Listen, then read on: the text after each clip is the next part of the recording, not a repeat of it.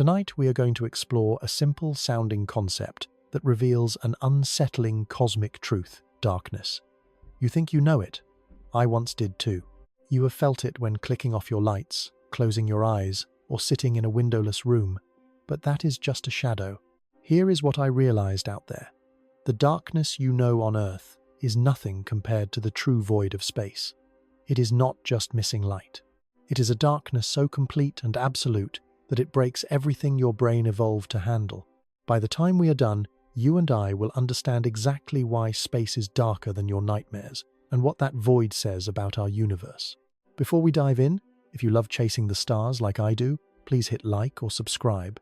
It is a small gesture, but it helps us reach more curious minds. Now, follow me. Let's start with your definition of darkness. Inside your house at night with the lights off, you probably feel like it is dark. You barely see your hand. The room feels pitch black.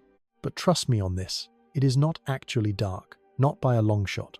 Your eyes still catch light leaking from street lamps, the moon, or the distant city glow. It is always there, hiding in the shadows. Your pupils expand, trying to grab every bit of light. Your retinas adapt to the dimness. After 20 minutes, your vision reaches its highest level of sensitivity. You start seeing faint electronics and the tiny difference between a deep shadow and a slightly grey wall. Your brain finds something. Your mind builds a mental image from almost nothing. Even in what feels like total darkness, you are still seeing. On Earth, you are never truly without light. The atmosphere scatters city, glows for miles, keeping the true blackness at bay. Even in the most remote desert, far from civilization, there is light. When the moon is full, it still casts long, sharp shadows. The stars hit your retina with thousands of photons. The Milky Way stretches a faint, glowing band across the sky. There is airglow, dust reflecting sunlight, and light pollution from cities hundreds of miles away. It all scatters through the air, filling the night. On Earth, you are trapped in a soup of light. You are at the bottom of an atmosphere that catches everything. Even on the night side, sunlight bounces off the moon and cosmic dust. You are never really in the dark. But look at space. When I first went beyond the atmosphere, the most startling thing was the darkness. It was not what I expected at all. It is not the black backdrop of a star-filled sky you see from the ground. It is the void between those stars, the empty, hollow nothingness that fills the universe. Bruce McCandless, the first person to fly untethered, looked away from the Earth and Sun during his 1984 spacewalk. He said that darkness was unlike anything else, a complete void, a blackness so heavy and deep that it felt almost physical. He could not see his hand without reflected light. The darkness did not just surround him, it felt like it was going through him. I know that feeling. Looking out into that deep void between stars creates a psychological pressure that is nearly impossible for me to put into words. Your brain screams for information. It wants texture or depth, but there is nothing. Just pure, absolute darkness staring back at you. This exists because space is almost entirely empty. And when I say empty, I mean a level of nothing you cannot imagine. Between stars, there might be one atom in a sugar cube. On Earth, that volume has 27 billion atoms. That is 27, followed by 18 zeros. The difference is mind-blowing. Space is a vacuum so extreme that we can never recreate it in a lab back on Earth. The best technology we have cannot even touch the emptiness that I have seen out there. It is the ultimate nothing. In that void, there is nothing to bounce light, no dust to scatter it, no way to create any glow at all. Light moves through space, photons cross the stars, but unless they hit your eye or a surface, they are invisible. You are standing in a river of unseen light. You can be surrounded by light moving in every direction and see absolutely nothing. You would be wrapped in total blackness. You see, darkness is not the absence of light sources, it is the absence of light reaching your eyes, and out there, it is everywhere. Unless you are staring directly at a sun or a planet, no light reaches you. Let's think about what that really feels like. Imagine you and I are in a ship, far from any star. We are drifting through the interstellar void. The nearest stars are light years away, just tiny points in the distance. You look out the glass, away from them. What do you see? Not blackness like a painted wall, not the dark of a bedroom. It is an absolute devouring void, a nothingness that goes on forever. It is a darkness so complete that your brain has zero reference for it. No shades, no texture, no depth, just nothing. Your eyes evolved over millions of years to catch the faintest glimmer, but there is nothing to find. Your retinas get zero signal. Your visual cortex, the part of the brain that makes sense of sight, has no information to process. In this void, you are effectively blind. You could hold your hand against your nose and never see it. It is as if your vision was deleted. You could wave your arms around, and there would be no visual sign of movement. The concept of seeing just becomes meaningless out there. This is the reality of our universe. It is not full of stars. It is mostly an endless, empty dark. There are only tiny islands of light scattered across incomprehensible distances. Now, let's look at the scale of it all together. Back home, I could look up on a clear night and see thousands of stars. Maybe 5,000, if I was lucky. Those stars feel like they crowd the sky. From Earth, the Milky Way is just a glowing band of light. It looks packed out there, but it is a trick of the eye. Up here, I know the truth. Every star is trapped in its own massive, lonely pocket of the void. My closest neighbor, Proxima Centauri, sits over 4.24 light-years from our Sun. That is roughly 25 trillion miles of empty space. In our corner of the Milky Way, the gap between stars averages about 5 light-years. Imagine me floating right in the middle of that gap, nowhere near a sun, just hanging halfway between. I would be 2.5 light-years from the closest sun. From there, our own sun is just a bright dot, a single, tiny point of light in the dark. It wouldn't light up my ship or cast a single shadow, just one spark among many. And in every other direction, I would see only total, suffocating darkness. Trillions of miles of hollow blackness before I hit anything solid again. The mental toll is heavy. We are built for a world of surfaces, objects, and light bouncing off things we can touch. On Earth, even at night, I had the ground under my feet and a horizon. There were always reference points to keep me steady. Out here in the interstellar void, all of that vanishes. No up, no down, no markers but distant stars. I lose all sense of scale. I am just floating in a black abyss where tiny pinpricks of light are the only proof the universe is even there. Some of us feel this even in low orbit. When I look away from Earth into the deep void, a bone-chilling loneliness sets in. Now, picture me light years from any living world. No ships, no structures, nothing out here bigger than a single grain of dust. The isolation is complete. The darkness is absolute. Yet, this interstellar void is not even the darkest place I can find in the universe. Let us go deeper. Out in the intergalactic void, between the galaxies, the shadows become something much more terrifying. Galactic distances make deep space look like a busy city. The Milky Way and Andromeda are separated by 2.5 million light-years. That is 15 quintillion miles. Imagine a 15 followed by 18 zeros. Between these giants, the space is even more hollow. The matter out here is just one lonely atom for every cubic meter. Not per centimeter like back near the stars. Per meter. That is one atom in a space the size of a kitchen fridge.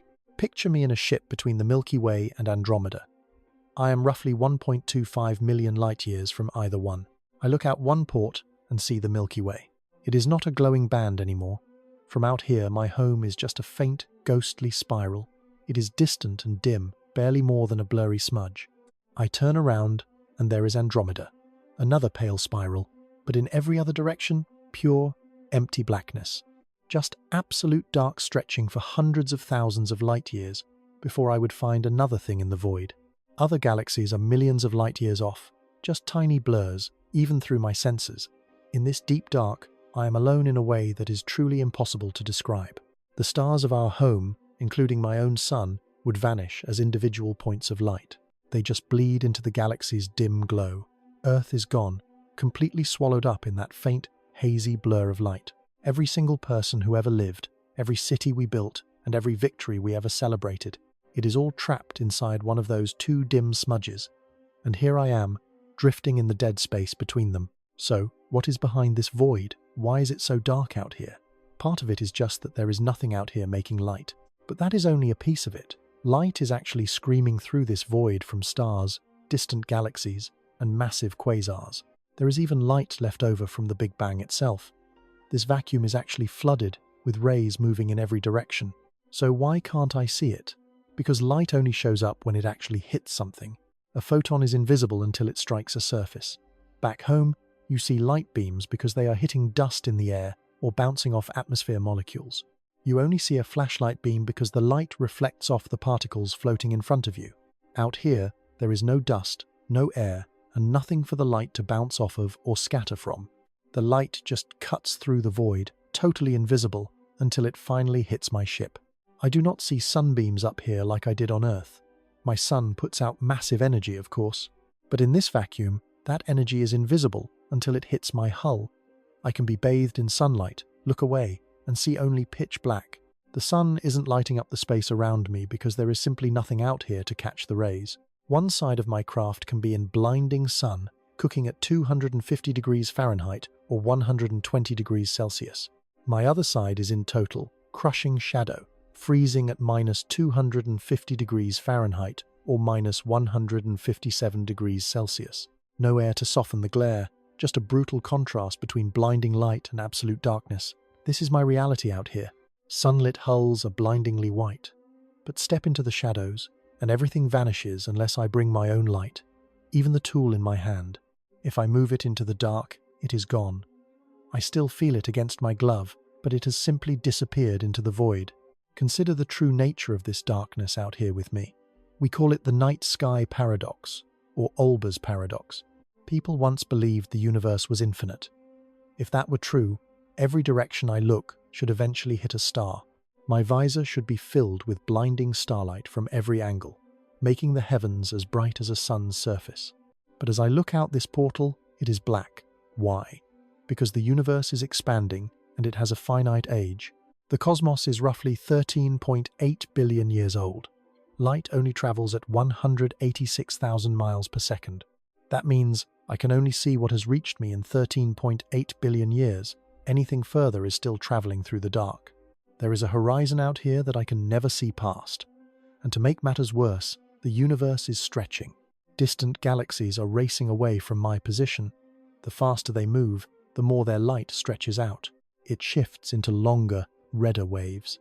Eventually, that light stretches so far it slips right out of my visible spectrum. It turns into infrared or microwave radiation. Those galaxies are still there, but my eyes are literally blind to them. So even with trillions of stars out there, most of that light either has not arrived yet or has been stretched into invisibility. This oppressive blackness is just the price we pay for living in an expanding, finite universe. If everything were static and old, I would be bathed in light. But it is not. It is dark, profoundly dark. Now, let us talk about what this darkness means for us practically. Human eyes evolved where there is always some light. Even in the deepest pits on Earth, there is light. Glowing organisms, chemical flickers, or even radiation from the rocks themselves. My eyes can adapt to find almost anything. In the right conditions, I can detect as few as 100 photons. Some experts say I might even see a single photon if everything is perfect. That is incredible sensitivity. But out here, in the true void, there are 0 photons to catch. No matter how much my eyes adjust, there is nothing. I see nothing because there is nothing to see. It makes exploration terrifying. I need artificial lamps for any work in shadow. Without them, I am effectively blind. On the International Space Station, we have massive external floodlights for our spacewalks. When I work on the shadowed side of the station, I rely on those lights. Without them, I couldn't even see my hands. I couldn't see my tools or the very station holding me. Future missions to the deep will face this same nightmare. Asteroids are particularly haunting. Most of them only reflect 3 to 5% of the light that hits them. They are darker than coal, darker than fresh asphalt. When I approach one on the night side, it is virtually invisible. It is just a black shape carved out of a black background. Only careful observation and computer processing reveal the truth. Landing on an asteroid would be surreal. On the sunlit side, the terrain is lit by a harsh, unforgiving glare. But if I look into a crater, I see absolute nothingness. Any nook not hit by direct sun is a total void. And if I were to walk onto the night side, away from the sun, I would be in total darkness. Millions of stars overhead wouldn't give me enough light to see my feet.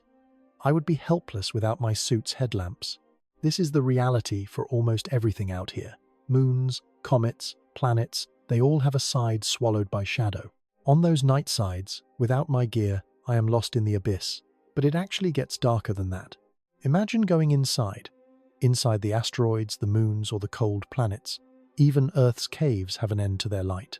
You can go deep enough where the sun never reaches. You think you are in complete darkness. But that still isn't as dark as what I find in space. See, on Earth, your own body is a light source. Everything living glows, at least a little. It is just a byproduct of our own internal metabolic chemistry. My body is constantly spitting out photons, even if they are too faint for me to notice with my own eyes. Science has proven it, it's real. So in the darkest cave on Earth, there is light just because you are standing there. Out here in the true void, even my own biological glow is useless. The darkness is so total that even as I produce photons, there is nothing around me to reflect them back. They just fly away into the vacuum and vanish forever. Now, imagine me drifting inside a massive asteroid. Some are large enough to hold giant internal caverns. You and I could explore hollows carved by ancient impacts or volcanoes. Inside, we would find a darkness that doesn't exist on Earth. No sun, no biological glow, no glowing rocks or chemical reactions, just an empty, silent nothing. That darkness would be total, absolute, and completely perfect. If you and I floated out here, our eyes would strain for a flicker, but find nothing. No shapes, just a heavy, suffocating, and pure void. This level of darkness starts messing with your head. We know from studies in caves that total sensory deprivation triggers hallucinations. Without a signal, the brain just breaks. My brain, starving for data, starts inventing its own reality. I will see patterns or colors dancing in the air, but none of it is real. My visual cortex is wired to see something, so it starts lying to me when the light dies. Other astronauts describe phantom stars and detailed geometry. It is just the mind desperately trying to make sense of this total sensory blackout. Out here, in the shadows of an asteroid, or the deep black between stars, my own mind rebels against the absolute lack of input. It creates these phantom images, desperately trying to keep the illusion of vision alive while I am floating in nothing. Let's dig deeper into the mental toll. You and I are visual creatures. Roughly 30% of my brain is dedicated purely to processing light. That is more than any other sense. We navigate our entire existence primarily through what we see. I recognize faces and judge distances through sight. Take that away, and I am completely and utterly lost. I lose my primary way of understanding the world. Back on Earth, even the blind have other cues. Sound bounces off walls, giving clues about room size. Air currents tell you when there is an open doorway. Temperature changes hint at nearby walls. But in this vacuum, those cues are dead. Sound cannot travel through the void. There is no air to feel on my skin. Temperature swings are massive, but they do not tell me where I am because there is nothing nearby. I am left with only proprioception, that internal map of my own limbs. I know where my hands are, but I have no reference for where I truly am. The isolation is heavy. This darkness is not just about what I cannot see. It is a sensory blackout, unlike anything we evolved to handle. My colleagues have reported a deep, shivering unease in these shadows. During my spacewalks, I feel a primal fear that no amount of training can fully rationalize away. Millions of years of human instinct tell me that total darkness equals death. It means predators, unseen hazards, and the terrifying prospect of getting forever lost. Intellectually, I know I am safe. I am tethered to the station and have lights, but that gut emotional reaction remains with me. The dark feels like a threat. This fear is hardwired into my psychology. For our ancestors, the dark was when the predators hunted. It was when we were most vulnerable to things we could not see. The ones who feared the night and sought fire survived. Those who wandered carelessly in the shadows never got to pass on their own genes. That terror is written in my DNA. It is why kids fear the closet and why horror movies work so well. It is why my heart races in the dark, even when I know it is safe. My body reacts automatically, completely bypassing my rational thought. Up here, that ancient fear meets an environment darker than anything my ancestors could have imagined. This is not just a night on Earth. It is an absolute void, a darkness with no predators, because there is nothing alive at all out here. The danger isn't what might be hiding in the shadows, it is the sheer and crushing emptiness itself. The fact that I am truly, completely alone in this nothingness, it defies description. I have had moments of existential crisis while looking into that void, you realize you are seeing nothing because there is literally nothing out there at all. The dark goes on forever, in every direction. Earth, my home, everyone I love, they are just a tiny glowing speck in all that infinite, cold black. The sense of insignificance out here can be overwhelming. I don't just know I am small, I feel it in my bones. The endless darkness is visceral proof of my own tiny existence. Strangely, I find it liberating. If I am this small, then my problems are too. Anxiety feels trivial when viewed against an infinite backdrop. For others, it's crushing. The feeling that nothing matters, that we are just a speck in an uncaring void, it is heavy. But both of those perspectives are valid. They are just ways of processing the reality that we are temporary and small. The universe is unimaginably vast and very old. It is indifferent to us.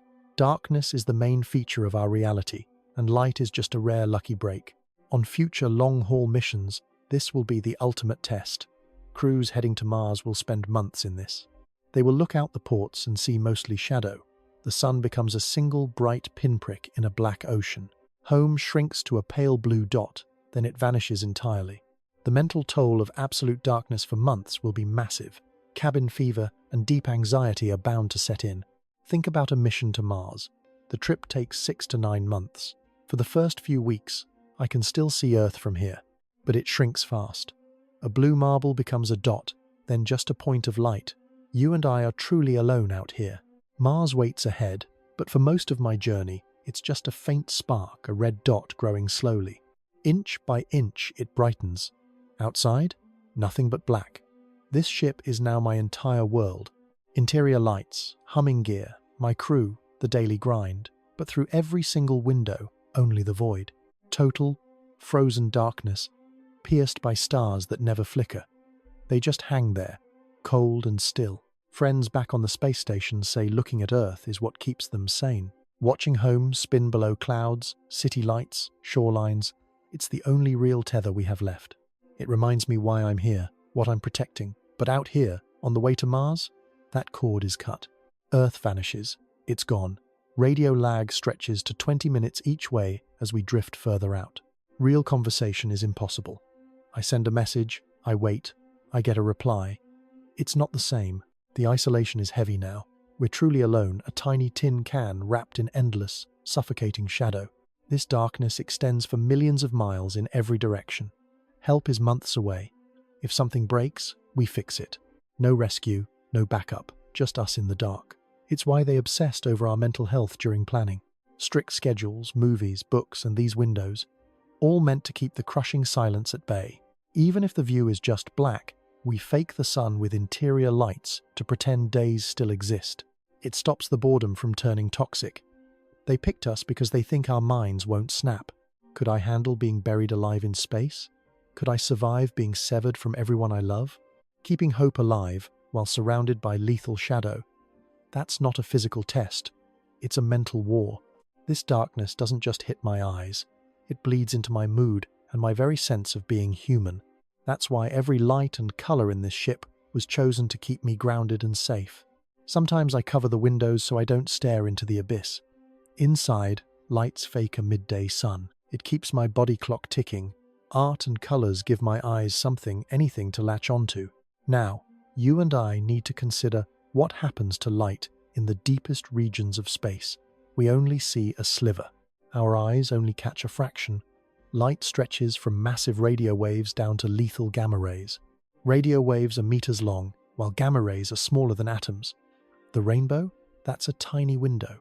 It spans from 700 nanometers for red down to 400 for violet.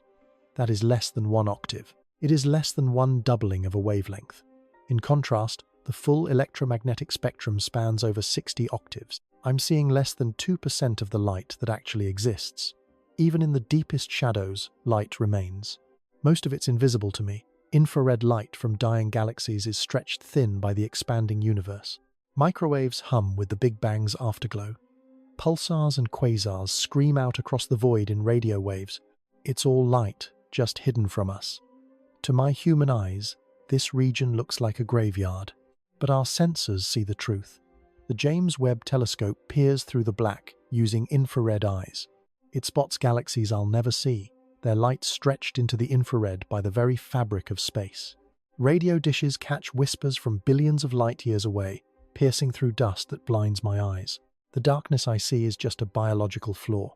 We evolved to see the wavelengths our sun produces most. Those waves cut through Earth's air easiest. It was survival gear for a world I've left behind. Out here, that's just a tiny sliver. If I could see in radio or infrared, the void would explode. It wouldn't be empty. It would be teeming with structure. But I can't see it. It stays black. There is another layer. At the quantum level, this darkness isn't truly empty. Even a vacuum is alive. Virtual particles blink in and out of existence right now, right outside this hull, in the deepest dark. Matter and antimatter pairs flash into being, then vanish instantly, screaming through the silence of the void. We call this vacuum energy. It might be the very same dark energy that is tearing the universe apart.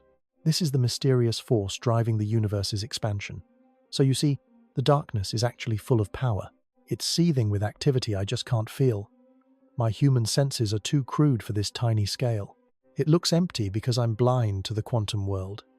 It makes me wonder about our reality.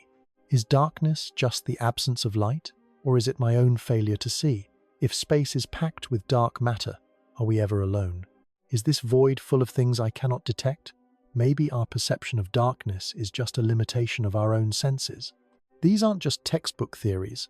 Out here, they change how I think about reality and what it means to actually exist. If a particle flashes into life for a fraction of a second before vanishing, did it ever really exist at all? If dark matter is ghosting through me right now and I can't feel it, is it real? Physics says yes. The math proves it, and the sensors agree. But my own human intuition tells me a different story. To my brain, if I cannot see, or touch, or detect it, it might as well not exist. This void looks empty because I am blind to its secrets. It creates a jarring gap between my senses and reality. I look out the hatch and see a hollow void, but my monitors are screaming with photons, cosmic rays, and neutrinos. It is all streaming through what looks like nothing. Space isn't empty, not at all. It is just a place my eyes cannot go. Think about this. What you and I see as total darkness is really just a signal inside our own brains. When light hits my eyes, it triggers a rush of chemical reactions and electrical signals straight into the optic nerve. My brain builds the image I see.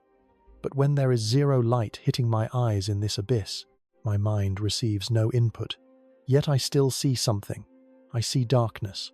But that darkness isn't actually out there. It is a ghost, created by my mind. Back home, researchers studied what happens to people facing total, endless night. When volunteers stayed in pitch-black rooms for days, brain scans showed something chilling. Their visual centers never stopped working. They started seeing sound. They started seeing touch. The brain was desperately trying to visualize anything it could find. Denied any light, the brain rewires itself for other tasks. It is called cross-modal plasticity, and it happens fast. In days, your brain starts a total redesign. Up here, we have artificial lights to keep our minds from shifting. But if I drifted in the deep dark long enough, my brain would change forever. My vision would repurpose itself. Seeing light again would be a struggle. It proves darkness isn't just a place. It's a neurological trap for the mind. It's a state of being a reaction to nothingness. My brain's way of screaming into a room with no echoes. So this cosmic night is both real and a lie. Real because no light is hitting my visor. Subjective because my brain is inventing the view. My crewmate might see something entirely different out there. Some of us are more sensitive to the shadows. Some can spot patterns in the void that others miss. Some find the void peaceful. To me, it is a threat. The physics is cold, but the experience is deeply personal. Now, let's you and I look closer at the most terrifying spots in the cosmos. Black holes. Gravity there is so intense. Nothing escapes, not even light. Once you cross that event horizon, there is absolutely no way back home. It pulls you toward a singularity at the center.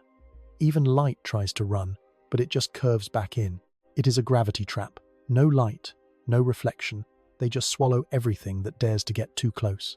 Looking at one is like staring into literal nothingness. Just a black, circular wound in the fabric of space. We have finally seen them, or more accurately, we have seen the glowing debris they are about to eat. Scientists photographed the giants at the center of the M87 galaxy and our own Milky Way. The pictures show a halo of fire orbiting a dead, dark center where the beast actually lives. That shadow is the black hole itself, a place where light is either swallowed whole or warped away forever. It is the darkest thing I have ever seen, a true void, the place where light goes to die. If I could float near one and survive, it would be haunting, a perfect circle of absolute, impossible darkness. A hole where stars should be. They don't just vanish, they get smeared and twisted around the dark edges. Gravity bends their light into a glowing ring around the abyss. But at the dead center, pure nothing. The ultimate dark. If I fell in and crossed that horizon, I would enter a shadow beyond human comprehension. No outside light could ever find me. I would be trapped in a pocket of time, disconnected from everything. The end would be total. I wouldn't survive, obviously. The gravity would shred my atoms before I even hit. That happens long before the horizon. But if I could survive the crushing weight, the darkness would be absolute. No star in the entire universe could reach me. It is a silence deeper than anything we have ever imagined. Let us talk about what you and I would actually face out here. We have only explored Earth's doorstep. The station stays close at 250 miles up. From here, Earth dominates my window, and the sun shines just as bright as it does back home. Light is actually harsher up here, without an atmosphere to soften it. We see 16 sunrises and sunsets every day as we orbit Earth. I am never in total darkness for more than 45 minutes. Even on the night side, those city lights below keep us glowing. Our station lights mimic daylight cycles to keep us on track. We don't know true darkness here on the station, but you and I will soon see it as Artemis takes us back to the moon. Out on the lunar surface, that darkness is going to be intense. There is no atmosphere, no twilight, just a sudden drop into the void. When the sun dips, the dark is immediate and absolute. Your only light comes from the stars and Earth hanging above you. Earth light is powerful, far brighter than any full moon you have ever seen. Still, it is not enough for us to work without lanterns. Those lunar nights stretch for 14 Earth days. Imagine 2 weeks of continuous shadow, lit only by the cold glow of the stars. We will have to rely entirely on our artificial gear to see anything during those long lunar nights. Our bases will need massive floodlights, and our rovers will need powerful beams. Without them, crossing that blind abyss would be impossible. Mars poses similar challenges, though the thin atmosphere there gives us at least a little bit of twilight to work with. Martian sunlight is weak, only 43% of what we get on Earth. But we do get those 2 tiny moons, Phobos and Deimos. Those moons barely give off any light at all. If we are working at night on Mars, we are definitely bringing our own lamps. As we push farther out, the light fades. Out by Jupiter, the sun is only 4% as bright as home. At Saturn, it is down to 1%. The sun is still the brightest thing out there, but it is barely even a weak flashlight. Standing on a moon of Jupiter, the sun looks like a tiny, blinding star, just enough to cast a few long, eerie shadows. It is simply not enough for us to see clearly. Without extra light, our human eyes would be effectively blind. Jupiter can reflect some light onto its moons, but if we are on the far side, that darkness is absolute and deep. Titan is a different story. It has a thick atmosphere that catches and scatters whatever sunlight actually makes it that far out. It creates this eerie, permanent twilight. With only 1% of Earth's sunlight, the whole world just exists in a dim, diffuse glow. Everything looks dimly lit, like you are standing outside about an hour after the sun has already gone down back home. You could see, but everything is a blur. Colors are muted, and for any real work, we would definitely need our lights on. Past Saturn, the sun is just another star. By Uranus, we are only getting 0.27% of our normal light. Neptune gets a tiny 0.11%. The sun is 200 times brighter than a full moon, but it still feels cold. That might sound bright, but it is not enough for us. In an emergency, maybe you could find your way, but you cannot work like that. And in those gaps between the lamps, the void feels absolutely profound. It is a darkness that eats everything. You and I need to consider our future as we expand into these lightless frontiers. If we build permanent homes on the moon or Mars, this darkness is going to be our constant, shadow-dwelling companion. Our habitats have to be built for this. We need massive floodlights for safety and full-spectrum indoor light to keep us healthy. We have to watch our minds.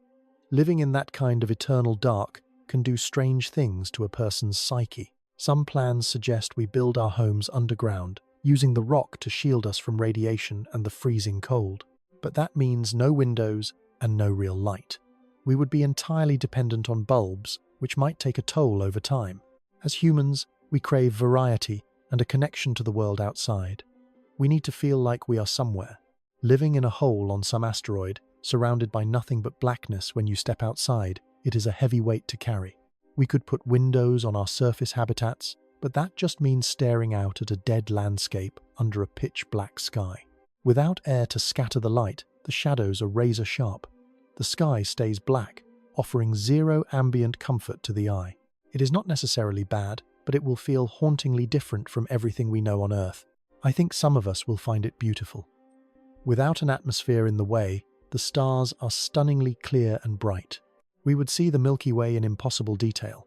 Galaxies, nebulae, the whole cosmic wonder would be right there for us to see.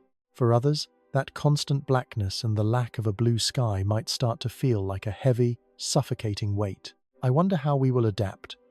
Will children born on the moon see this deep darkness as their normal, everyday reality? Or is there something in our DNA that needs the world we left behind? We can only find out by going there.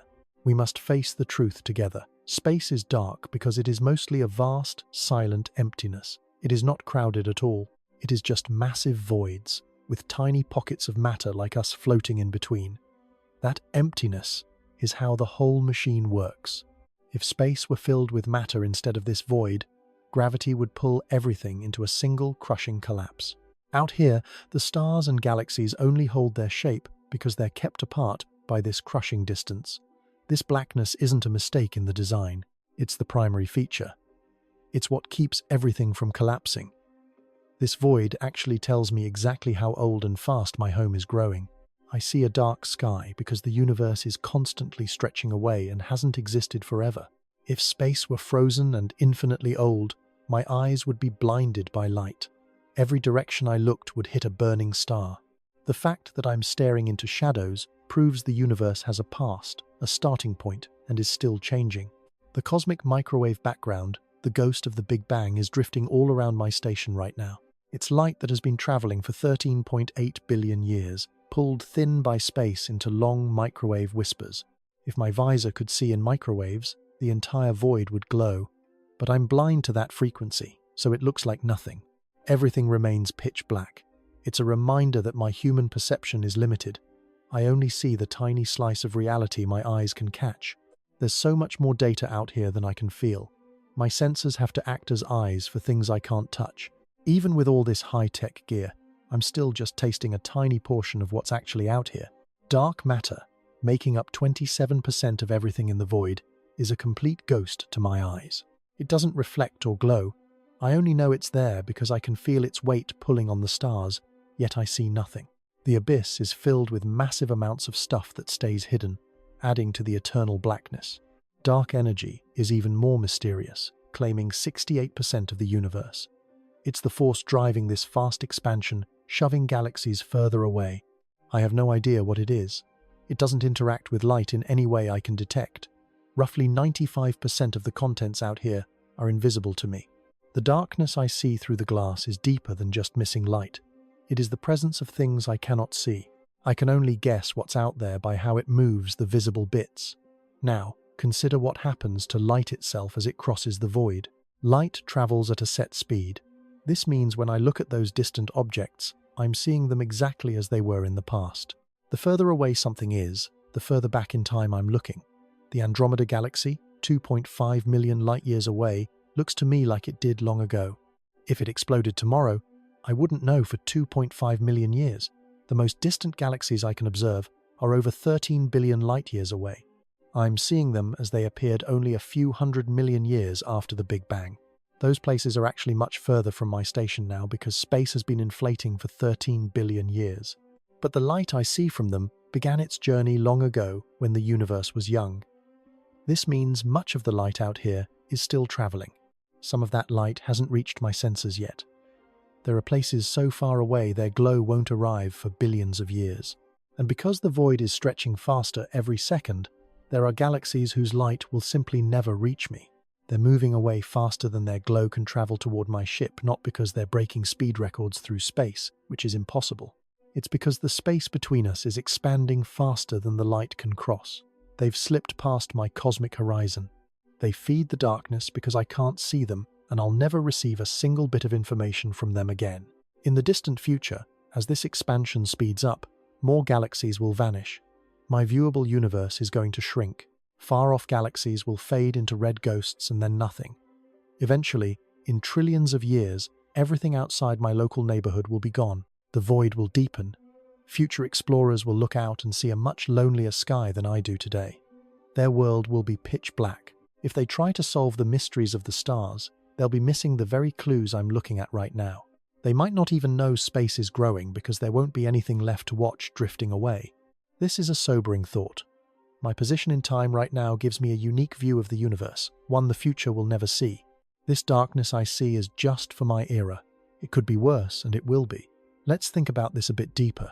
In the very early universe, right after the Big Bang, there was no darkness. Everything was filled with a hot, thick plasma that glowed intensely. Every inch of space was screaming with light. No stars yet, just a raw, ancient fire.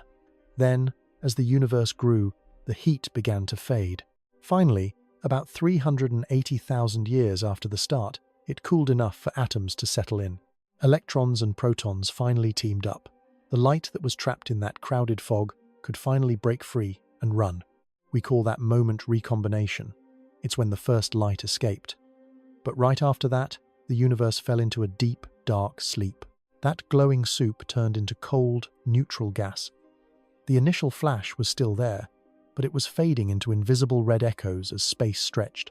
For hundreds of millions of years, it was truly pitch black out here, darker than now. No stars, no galaxies, and no quasars. Just massive clouds of hydrogen drifting in the dark, gathering their weight, but not yet ready to ignite and burn. That was the darkest era in cosmic history. A universe full of matter, but zero light. Then, finally, the first stars flickered on, 200 million years later. Out here, I look at the remnants of monsters. Stars hundreds of times bigger than our sun that burned fast and died in violent supernova blasts. Their fire broke the silence. Their death scattered the carbon and iron I breathe, the very seeds that eventually built our planets and our bodies. Through my visor, I see the result of billions of years of merging galaxies and stellar evolution. The universe grew bright, though it is patchy. You have these islands of light surrounded by the vast, hollow voids I see between the stars. We live in a golden age of light, an era where the stars are countless, even if the distance between them feels crushing. But this cosmic noon is fading. Star birth actually peaked 10 billion years ago, and it has been on a downward slide ever since. You and I are witnessing a universe past its prime. The light is literally running out, and the future is going to be much darker. New stars will keep igniting for trillions of years, but the fire is dying. One day, the galaxies will have no more gas to burn. No more nurseries, no more new suns. The giants will collapse into black holes, leaving us in a graveyard of light. Even stars like our own sun will shrink into white dwarfs, eventually cooling until they become cold, invisible black dwarfs. The tiny ones hold on for trillions of years, but in about 100 trillion years, the final spark in this universe will go out. From my vantage point, it is hard to imagine that total shadow. No new light, no burning suns, just the cold leftovers of what used to be. Dead stars, neutron husks, and frozen planets orbiting nothing. Just asteroids drifting through a silent, pitch-black void. The only light left will be the occasional scream of radiation when a stray planet falls into a hungry black hole. Maybe two white dwarfs will collide and flare up one last time. But those moments will become impossibly rare as time drags on. The universe will slip into a darkness so heavy it is hard to breathe. And all the while, space just keeps expanding. Everything will drift away. Even the black holes themselves will eventually start to evaporate into nothingness.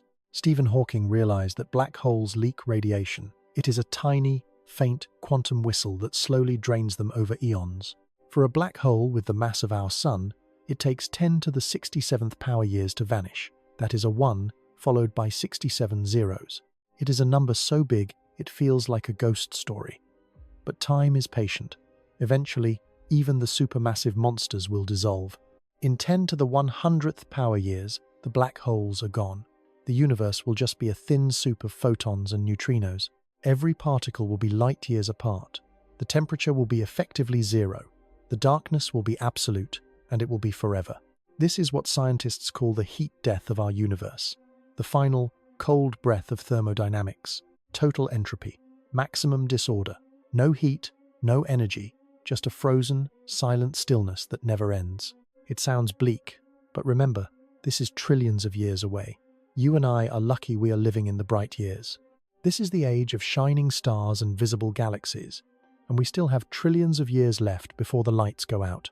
That is plenty of time for us to build things we can barely imagine. But in the end, the darkness always wins. It is not a villainous plot, just the cold laws of physics and the second law of thermodynamics marching forward. Everything started in light and will end in shadow. We are just a brief, brilliant flicker in between. I feel fortunate to be out here now, watching the stars and witnessing the cosmos in all its temporary glory. One day, civilizations will look at our data and be stunned that the universe was ever this bright and beautiful. Let us talk about the lights I carry with me. Out here, we rely on LED technology to keep the darkness at bay. LEDs are efficient and tough, and they do not pump out extra heat, which is vital when you are trapped in a station. On the International Space Station, we use hundreds of them just to see our own hands while we work.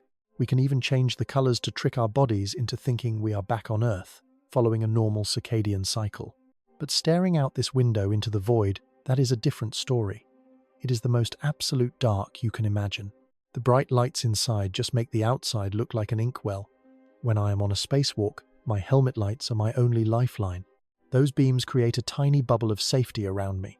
Anything beyond that short reach of light is just gone. If I drop a wrench and it floats into the shadow, it is gone instantly, swallowed by the void forever. That is why we tether everything. It is not just the physics of floating it, is knowing how easily the darkness steals things. Deep spaceships will need even more sophisticated lighting if we are going to survive the long haul between stars. We will need external floods for repairs and internal systems that can fake a sunny afternoon on Earth. We need backup systems that will not fail when the power drops. It is heavy and complex, but we have no choice. Humans are not built for the abyss. We simply cannot function in the natural, crushing darkness of deep space. Some people imagine massive ships with miles of artificial sky inside blue heavens and fake clouds just to remind us of home. I live by artificial suns that mimic a day-night cycle. We have tiny green spaces where my crew can pretend we are back outside. It is all meant to fight the mental weight of being encased in this void for decades or even centuries. These designs prove we need more than just oxygen and calories. We crave visual stimulation and some ghost of a normal life. Without them, the knowledge that we are in a fragile bubble of light, floating in an endless abyss, would be too much to bear. Now, let you and I consider what this absolute darkness means for our search for alien life out there. If other intelligent minds exist among these stars, I would expect to see some trace of them from my viewport. Their cities should leak light pollution. Massive engineering projects would surely reflect or glow with some detectable energy. Radio waves should ripple past me at the speed of light. But from where I sit, there is only silence. The void remains black, empty of any sign of neighbors. This chilling quiet is the heart of the Fermi paradox. If life is common and tech is inevitable, then where is everyone? Why do I see absolutely nothing in all this empty space? Could I be part of the only species out here? Perhaps we are the first to ever look out into the Milky Way. Or maybe they are just too distant. The light from their home worlds might still be traveling across the vacuum toward us. At thousands of light years away, their signal might be too weak for my instruments to separate from the background noise. Even a planet covered in neon would look like a speck from here. A nearby star's glare would drown out any flickering city lights. My colleagues and I are hunting for exoplanets, orbiting distant suns. We have catalogued thousands of them already, but actually spotting signs of life, let alone another civilization, is still just out of our reach. I can scan the atmospheres of nearby worlds for biological gases, but I cannot see what is happening on the surface. I cannot pick up artificial glows or radio pings unless they are pointed directly at my ship or are insanely powerful. This cosmic darkness makes it easy for worlds to stay hidden, even if they are screaming their presence into the night. The vastness simply swallows the signals. Maybe the galaxy is crowded, but we are all just lonely islands of light. They might be totally blind to one another. Or maybe, when I look out this window, I really am alone. Imagine being the only mind contemplating this void. That would make the isolation feel even more terrifying. A universe packed with complex structures and beauty, yet totally devoid of any other consciousness. Just us, staring out from a tiny craft, trying to make sense of the void. But think back to our history with darkness. What does it mean for us? Back on Earth, for eons, the night sky was our constant, shimmering companion. Before the glow of cities, the stars were always there. My ancestors used them to navigate, tell time, and build their myths. True night was familiar, yet flooded with stars. Now, most people live in urban sprawls where light pollution chokes the sky. You might spot a handful of stars from your city street. The Milky Way is completely lost to you. The real velvet of the night is hidden by streetlights. We have built an artificial brightness that has effectively blinded us. There is a price to pay. I have read that light pollution wrecks human health and throws off your natural sleep cycles. It hurts the wildlife too, especially the creatures of the night. Worse, it cuts us off from the true cosmos. Let you and I look closer, because this tells us something vital about our strange relationship with the dark. For most of our history, night meant a deep, true darkness, broken only by the flicker of a fire or a candle. Life followed the sun. We woke at dawn, worked the day, and retreated into rest the moment the sun dipped below. Then came artificial light, and everything changed. Gas, then electricity. Suddenly, we could push our lives deep into the night hours. Work did not stop at sunset anymore. Cities began running 24 hours a day, bringing massive shifts to how we live. But it also broke our bond with the dark. Today, 80% of people on Earth live under light-polluted skies. In America and Europe, that is over 99%. Almost no one there knows what real, natural darkness feels like anymore. City glow bleeds out for hundreds of miles. Even out in the country, there are streetlights and porch lamps everywhere. All that light creates a haze that hides the heavens. In the city, you might only see a few dozen bright stars. Constellations are a struggle to find. You might see a planet, but the Milky Way? It is gone. Most city kids will never see the Milky Way unless they leave home. They have no idea what they are actually missing. They think the sky is just a few bright dots and a lot of empty blackness. They have no clue. This disconnect changes how we view space. If you have never seen 10,000 stars at once, the cosmos feels abstract. It is just a picture in a book, not a physical place. But if you see the real dark, then space becomes real. Up here, it is something you feel in your bones, not just your head. From my window, the void of space merges with the shadows of the Earth below. We have severed our link to both natural states with a flood of artificial light. Down there, some are fighting back. They are carving out dark sky preserves in remote places. In these zones, artificial glow is banned. They are protecting the raw, natural darkness. Walking into one is like traveling back in time. You finally see the sky our ancestors saw. Thousands of stars ignite. The Milky Way spills across the void while planets burn brilliantly. Meteors streak by, and you might even spot us, the International Space Station, sailing overhead. The starlight is actually bright enough to cast shadows. It is a haunting, life-changing experience. Seeing the cosmos this way shifts your perspective. You realize what we sacrificed for safety. I have learned that darkness isn't just an absence. It is its own presence, vital and heavy. There is a biological cost too. We evolved for hard daylight, not this perpetual twilight. True night is essential. Our circadian rhythms, the internal clocks that govern sleep, demand it. Our entire bodies follow this beat, but fake light at night shatters the rhythm. Your brain thinks it is still midday, choking off the production of melatonin. That hormone is what brings sleep. Without it, insomnia, and a spiral of health issues, depression, obesity, and even cancer. All linked to breaking our connection with the dark. Midnight isn't just pretty to look at. It is a biological necessity for our survival. By drowning the world in light, we are picking a fight with millions of years of evolution. Up here, I live this reality. We witness 16 sunrises and sunsets every single day. This rapid cycling would break my internal clock if we did not control it. We use lights programmed for a 24-hour cycle to fake a normal day. We dim the lamps and strap on sleep masks, trying to trick our bodies. Still, many of us struggle to rest.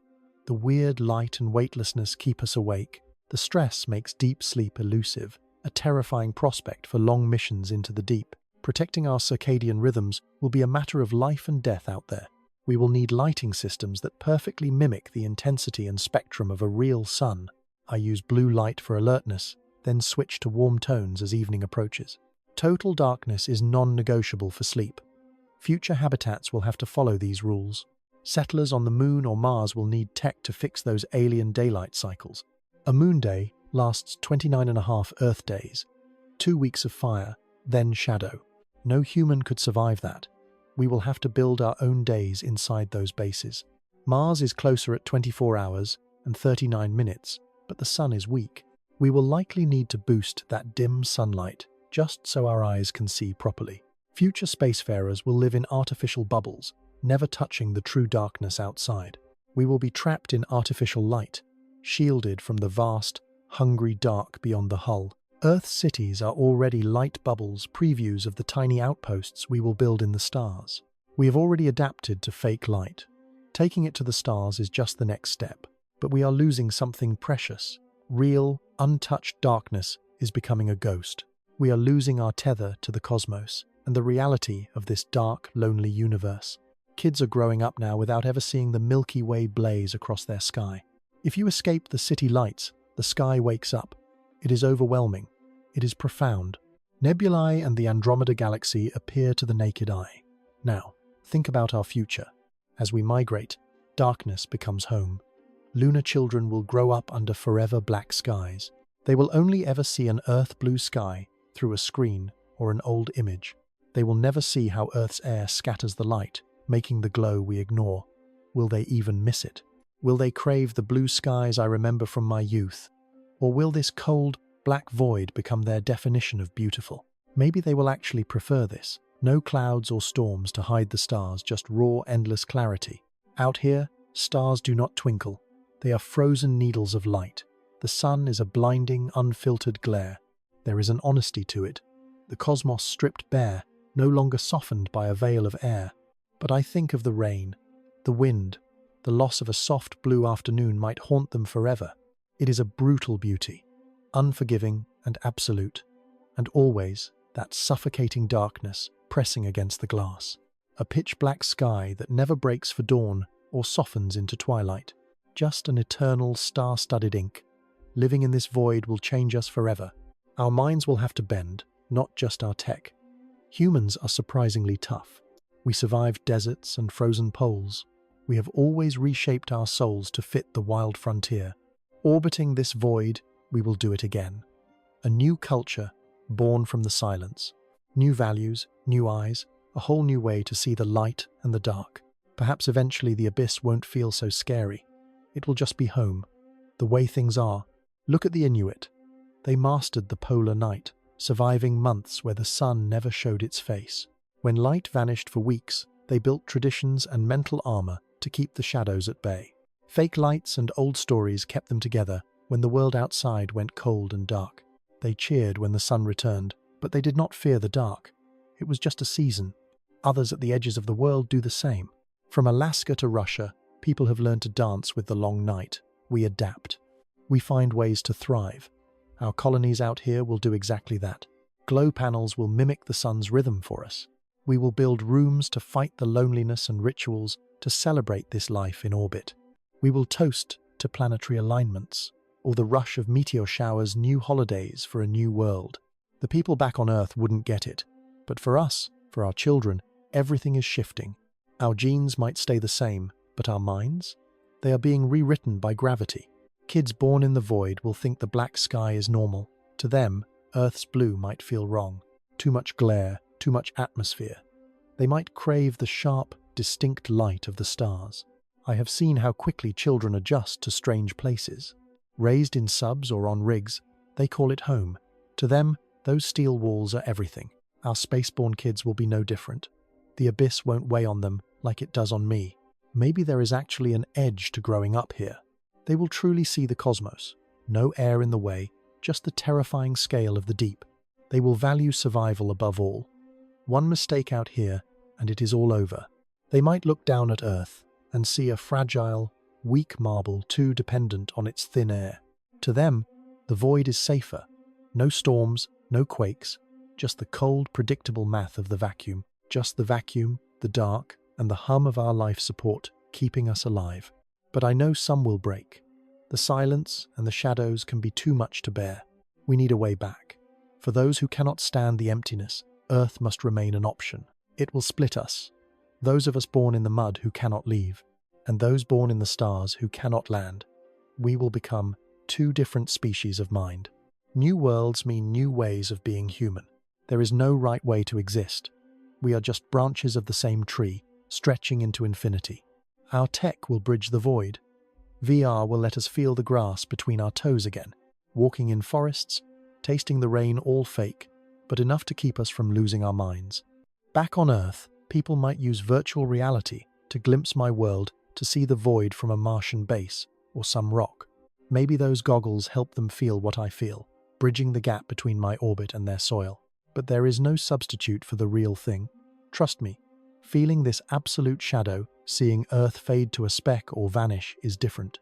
You can't simulate being swallowed by the void. You have to be out here, floating in it, to truly understand the weight of it. This experience will redefine our species. Are we going to stay stuck on that one rock with just a few of us out here? Or will we claim the solar system and beyond? It all depends on how we handle this crushing darkness. If the silence breaks us, if the isolation and total lack of sensation are just too much to bear, we're done. Then the cosmos is just a place we visit, not home. But if we adapt and learn to thrive in the blackness, everything changes. We could see billions of us living out here. The darkness won't be a wall anymore. It'll just be home. You guys on Earth are the weird ones, huddled under an atmosphere on a wet rock. Most of the universe isn't like that. Most of existence is just dark, cold, and silent. And out here, that feels right. That is how it should be. This blackness isn't evil. It is just the universe being honest. Let's look back at when we first stared into this abyss together. These missions show us the reality of the void, revealing what we are truly facing out here. The Apollo 8 mission in December 1968 was our first real leap toward another world. 3 men, Borman, Lovell, and Anders, cut the cord of Earth's orbit and headed for the moon. On Christmas Eve, they became the first to circle another world and taste the true darkness far from our home planet. Slipping behind the moon, they lost all contact. For 45 minutes, they were the most alone humans in history. Over the far side, Earth vanished. No voices, no signals. They were further from humanity than anyone had ever been before. Out the window sat a grey, scarred landscape, and beyond that, nothing. No Earth, no familiar lights, just the void. Just the moon below and the abyss above. Lovell later talked about staring into that dark and feeling a terrifying loneliness. Sunlight hit the moon with a blinding glare, carving out pitch-black shadows. But when he looked away, he saw total nothingness. Stars were there, tiny specks, but they gave no sense of distance. They could be right there, or a billion miles away. You can't tell by looking. That darkness wasn't just empty, it felt like a hole you could fall into forever. When they finally cleared the moon and saw Earth rising over the horizon, the relief must have been overwhelming. That blue and white marble was everything. It was the only splash of colour in a universe of pure shadow. In that black and white reality, Bill Anders captured the famous Earthrise photo while they circled the moon. The shot shows home, rising a half-lit sphere of life, hanging against the absolute, crushing black of the cosmos. That picture changed everything. It forced us to see how small we really are, huddled together in the dark. The blue marble photo from 1972 hit just as hard. It showed our world fully lit, shimmering in the void. Blue seas, white clouds, and land all floating alone. No other planets, no stars in sight, just us, drifting in the black. It became an icon, the most famous photo ever. And its real power? It is all in the contrast between us and the void. Vibrant life, surrounded by total death. It makes Earth look like a beautiful, fragile jewel lost in an endless, empty room. Precious because it is all we've got. Then came Apollo 13 in April 1970, a much darker encounter with the unknown. A tank blew, crippling the ship. The crew had to abandon their main cabin and hide in the tiny lunar module just to survive. To save power for the trip home, they killed the lights. The ship turned into a freezing, lightless coffin drifting through space. They spent days in shadows, rationing every watt. Outside was the void, and they knew it might become their final resting place. If that broken ship didn't hold together, they were gone. The mental toll of that weight is hard to even grasp. You and I can hardly imagine it, stuck in a cold, dark hull, surrounded by an infinite, silent abyss. Lovell later wrote that staring into the abyss during those desperate days changed how he saw the universe forever. The darkness was indifferent to them. It didn't care if they lived or died. It'll be there either way. Eternal, unchanged. That indifference is worse than a monster. You can fight an enemy, but you can't fight something that doesn't even notice you. But they made it.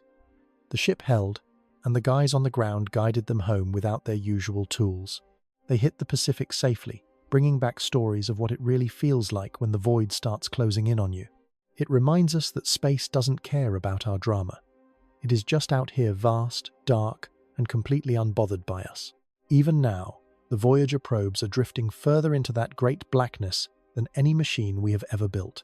Back in 1977, we launched Voyager 1 and 2 to scout out the outer planets. They swept past Jupiter and Saturn, then Uranus and Neptune, beaming back our first real looks at those worlds. Pure revelations. We saw Jupiter's great red spot up close, a storm system much larger than our whole planet. Saturn's rings finally broke into thousands of tiny ringlets. Then Uranus, with its tilted spin and blue-green methane haze. Neptune showed us its great dark spot and supersonic winds. Even its moons were entire worlds on their own. Volcanoes on Io, Europa's hidden ice ocean, Titan's thick air, and Triton's freezing nitrogen geysers. But they didn't stop there. They kept pushing outward, heading right for the empty space between the stars. In August 2012, Voyager 1 finally hit interstellar space. It's now over 15 billion miles from home. That's 160 times the distance to the Sun. Even light-speed radio signals take 22 hours to reach it. Out there, our Sun is just another bright star. Not the blazing disk we see, but a tiny pinprick. It's still the brightest thing in Voyager's sky, sure, but it's gone from a massive sun to a distant sparkle. Earth, completely invisible. Even if those cameras still worked, they couldn't pick our planet out from the background stars. The craft is drifting through the interstellar void, a place of true, absolute darkness. In that space between stars, matter practically vanishes. We're talking one lonely atom per cubic centimeter. If you were out there standing on Voyager's hull, the sun would just be one very bright star. It would outshine the rest, but it's still just a point. Everything else is darkness. Total darkness for trillions of miles in every direction. Even the spacecraft itself is mostly dead and dark now. Most systems are shut down to save what's left. That nuclear battery, powered by plutonium, is slowly fading out. It loses 4 watts every year. By 2025 or 2030, there won't be enough power left. The instruments will die. It'll go silent, drifting through the deep void in total darkness forever. A piece of us, lost in the void. It carries the golden record sounds and images of our home. A message in a cosmic bottle. In 40,000 years, it passes within 1.6 light-years of Gliese 445. But 95 trillion miles is a massive gap. That star isn't going to pull it in. Gravity won't even nudge its path. It'll just cruise right past, continuing its eternal journey through the black. No one will be there to see it. Just a cold, dead object slipping through the shadows between stars. A monument to our curiosity and ambition, lost in the deep cosmic darkness. If someone out there ever finds it, they'll encounter a relic from a species that dared to reach out. They'll see what we look like and hear the sounds of our wind, our water, and our voices. They'll know that somewhere in the dark, there were people who wondered if they were truly alone. Then there's New Horizons. After passing Pluto in 2015, it's also heading into the deep black. It's 5 billion miles away now. That's 52 times the distance between the Earth and the Sun. From that distance, the Sun only gives off 0.06% of the light we get back home. It's like taking a bright room on Earth and making it 300 times dimmer. You could see, but it's more like a dim twilight than real daylight. The craft sent us our first close-ups of Pluto and Charon worlds that had been mysteries for my entire life. Pluto has water-ice mountains, nitrogen glaciers, possible ice volcanoes, and even a complex atmosphere. It's much more active than we expected for a world so cold and distant. In January 2019, it spotted Arakoth, a tiny object in the Kuiper Belt. This was the farthest thing we've ever explored, roughly 4 billion miles from our sun. Arakoth is two lobes touching, frozen in time since they merged billions of years ago. It's a perfect relic from the birth of our solar system, unchanged for over 4 billion years. These images showed us worlds that live in the outer darkness, barely touched by the light of our sun. On Pluto, the light is like a dim indoor lamp. You could see, but everything would be shadowed. Colors are muted, and the shadows are pitch black because there's no air to scatter any light. Push deeper into the void. The darkness is waiting for us, not with any malice, but just by existing. It's the default setting of the entire universe. Light is the exception, a rare, beautiful phenomenon that only happens near stars like ours. Out here, darkness owns everything. The deeper we venture, the more we live in that void, learning to master it, survive it, and somehow call it home. The astronauts and cosmonauts who came before me were the true pioneers. They took those first steps into the cosmic dark and returned to tell us exactly what it is like. Their journals guide our future flights. Their minds showed us the psychological dangers waiting for us in the deep shadows. Their courage in facing the void gives me hope that we can endure it too, that humanity can expand past Earth, beyond the familiar light of our sun, and into the greater darkness beyond. There is one more side of the darkness I want us to consider together. It is the void that opens inside you when you are cut off from every sight and sound you have ever known. I have spent hours in isolation tanks, quiet, black chambers where you float in salt water kept at your exact body temperature. It is sensory death. The water holds you so you do not feel gravity. The darkness is heavy and absolute. The silence is profound. No light, no noise, and no sense of touch except the warmth of the water on your skin. We have seen what this does to people. At first, it is peaceful. Without the world screaming at you, your mind rests. Stress vanishes. Muscles go limp. But after a few hours, the atmosphere starts to shift. A brain starved for input starts making its own. You start seeing things in the pitch black, ghostly, vivid hallucinations. You hear voices in the silence. The mind invents what is missing. Sometimes, this void brings a terrifying, brilliant sort of creativity. With no distractions, thoughts move like lightning. Impossible problems suddenly find their own solutions in the deep quiet. Wild ideas emerge that you would never have normally. But others hit a wall of panic. Losing your grounding is dangerous. I lost all track of time. I could not tell if minutes or hours had passed. I even forgot where my body was. Without sight or touch, your brain gets confused. These Earth tanks give us a dark hint of what deep space might do to us. On a long mission, we will have our crew, our flickering screens, and the familiar hum of the life support systems. But looking out the glass, you see only the abyss, a frozen, unchanging blackness broken only by cold, distant stars. That nothingness can break a mind, just like a deprivation tank. Either your brain tunes out the view because it is so static, or you find yourself hopelessly obsessed with the endless vacuum sitting beyond the ship hull. We will not truly know until we send people out for years with nothing but that heavy silence outside. These are psychological tests as much as physical ones. We are testing human resilience against the cosmic void. Choosing the right crew for these missions is everything. Not everyone can survive that kind of isolation. Knowing help is years away can crush a soul. Not everyone can stare into that darkness for months without losing their grip on reality. Psychological screening is absolutely vital. They test us in tanks and tiny rooms that feel like coffins, simulating the deep isolation. Your reactions there decide if you leave the ground. Some pilots are just born resilient. They can keep their heads on straight even when the rest of humanity is far away. They can find a whole universe inside their own thoughts. But others need constant noise and people, or they start to decay from within. For them, a mission into the darkness is pure torture. You and I have to identify who will crack before we ignite the engines. We also have to consider cultural differences. Some cultures prize self-reliance. For those people, Being alone in the dark might actually feel like a familiar strength. Other cultures are built on constant connection. For them, being cut off from the group is a terrifying psychological weight. Our international teams must weigh these factors. Having a diverse crew from different backgrounds is usually our greatest advantage. We bring different skills and views, but we also react to the silence and the darkness in very different ways. Planners have to build a team that can lean on each other. Where one person starts to fade, another's strength must carry them. When one of us struggles in the shadows, the others pull them through. These mental dynamics will be just as critical as the technology that keeps us breathing. You can have the best spacecraft, the perfect life support, and the most advanced propulsion, but if the crew breaks down psychologically, the whole mission fails. The darkness out here does not just test our heat shields, it tests our humanity, our ability to cope with a void we did not evolve for. We have to stay sane when every instinct we have says we should be afraid. This is why exploring the stars is as much about finding ourselves as it is about mapping the cosmic unknown. Every mission teaches me our limits, what we can endure, how we adapt, and exactly what it takes to break us.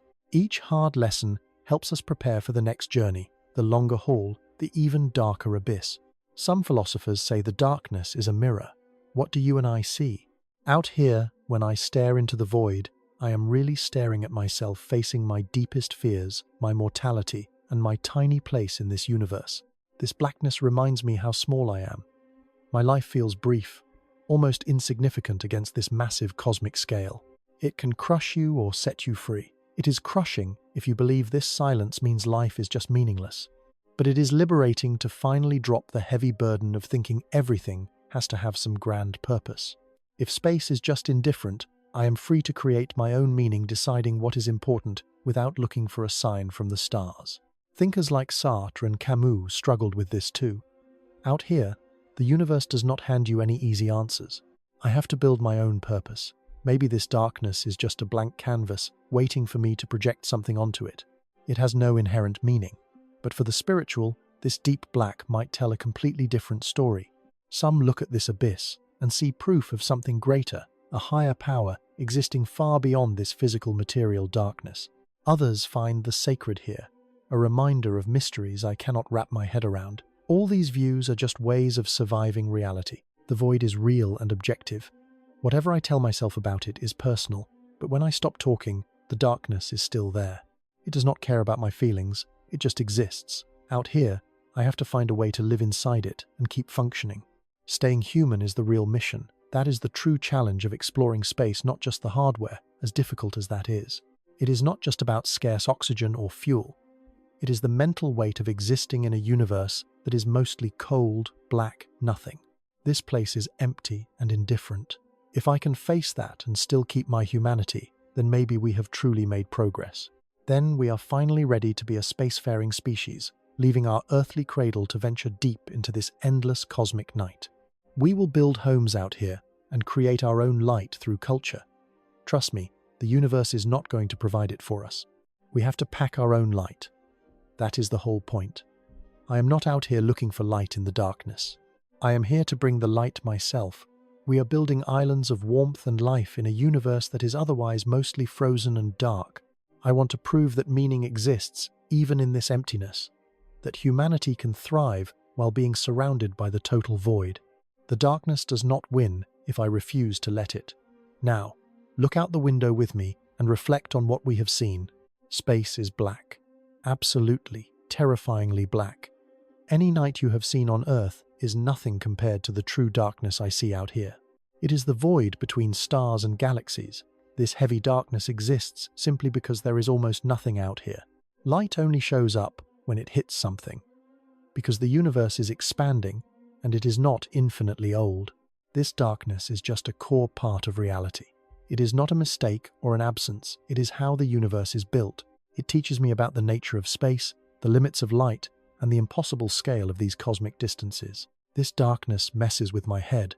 It pushes the boundaries of everything my human senses were ever evolved to handle. But I am learning to navigate it. My spacecraft carries its own small lights as we cut through the void. My telescopes peer into the deep black, catching tiny flickers of light that seem almost impossible to find. With every mission, I learn more. I am a creature of light, born on a bright planet, now wandering through the shadows. But I am capable of surviving out here, of making this my home. This darkness is not a barrier to us anymore. It is just the environment. And like any other place, I can learn how to thrive in it. Our future is being written in this blackness. Not back on Earth, but out here, in the void between worlds. Building new homes and civilizations, spreading life to places that have been dark since the very beginning of time. If I succeed in this mission, we will completely transform how we relate to the great unknown. It will not be something to fear or avoid anymore. It will just be home, the vast, dark ocean I travel through. Someday, people will look back at me, at a time when Earth was all we knew, and they will find it strange. It will seem odd that I found this darkness scary. Strange that we huddled on one tiny planet, afraid of space. They will grow up out here. This blackness will be normal to them, just like the oceans are normal to us. Even though my ancestors feared the sea, calling it a realm of monsters, but we conquered those waters. I will conquer this darkness too, not by lighting it up, but by accepting it and learning to live inside. Space is only terrifying if I let it be, if I approach the void with fear and ignorance. But when I face it with knowledge and respect, the darkness just becomes another part of nature. Powerful and absolute, but not evil, just dark. Stick with me as we find our future out here, over and out.